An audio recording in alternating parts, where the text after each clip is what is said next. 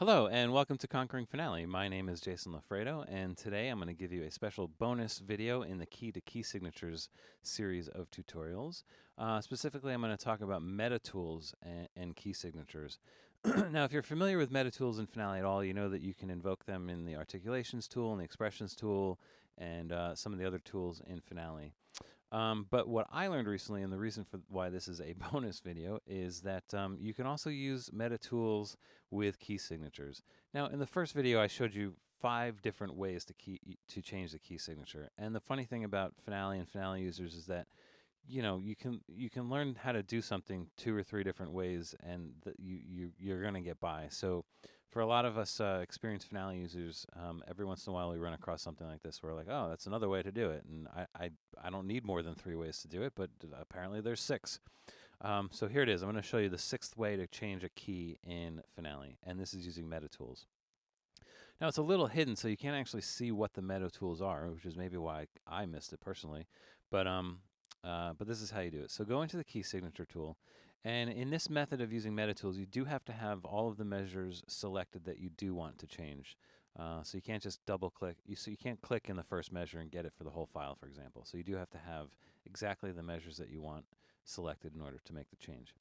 Now on the computer keyboard, starting with the number row, the numbers 1, 2, 3, 4, 5, 6, and 7 will correspond to the number of sharps in the key signature. So 1 for G, 2 for D, 3 for A, 4 for E, etc. And these are all major keys.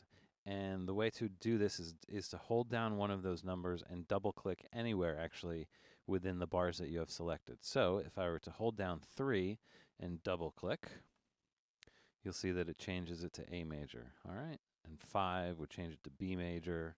1 would get to G major. All right. So 1 through 7 for sharp keys, major keys. And the number 8 will give us C major. Okay. So 1 through 7 plus 8 for C major. Just below the number row, starting with Q all the way up to the letter U, so Q, W, E, R, T, Y, U, will give you flat major keys. So Q would be 1 flat, W 2 flats, E 3 flats, etc. And that's sort of easy to see because those keys are just below the number, so you can kind of see how many flats you're about to put in based on which number is right above that letter. All right. So that is Q through U. And below that, starting with the letter A, we'll start getting minor keys with sharps, except in this instance, A would appropriately give us A minor, which is actually 0 sharps or flats.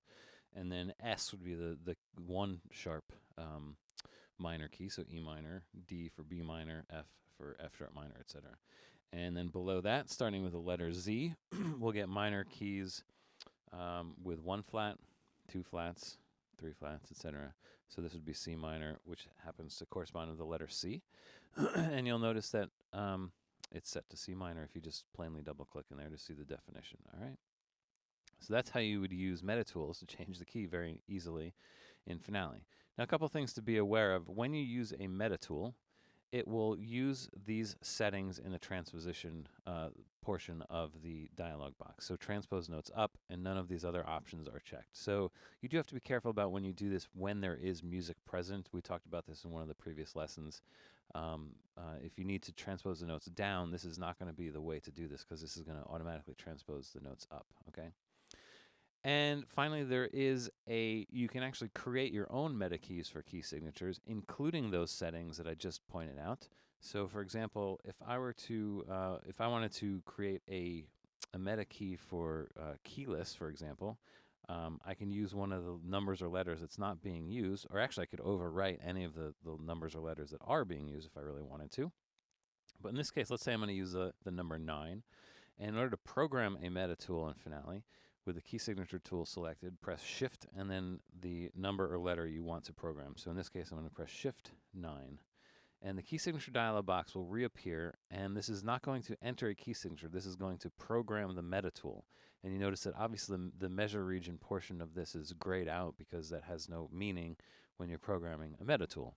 So from here, we can set all of these settings however we want. So we could set this to, if we wanted to, we could set this to A major, transpose down, transpose all keys proportionally, etc. Right? And then anytime we use 9 as a meta key for the key signature, this is the set of settings that we would get. All right. Now in this case, I wanted a meta key for keyless, right? So just choose keyless, and you're good to go, and click OK. Now nothing happens because all I'm doing is programming the meta key, but if I hold down 9 and double click, now we've got a keyless score for these 4 measures, and you can see that that happened. If I double click normally to get the definition dialog box appearing, you'll see that it's keyless. All right. So that's how you would program a meta tool for a key signature. All right. So that's it. That's it. That's all there is to it. It's one more method for you to use to change a key. Meta tools and key signatures. So there you go. Who knew? Apparently not me, but now I do, and so do you. So you learn something new every day, even here at Conquering Finale. So, all right. Thanks for watching, and I'll see you soon.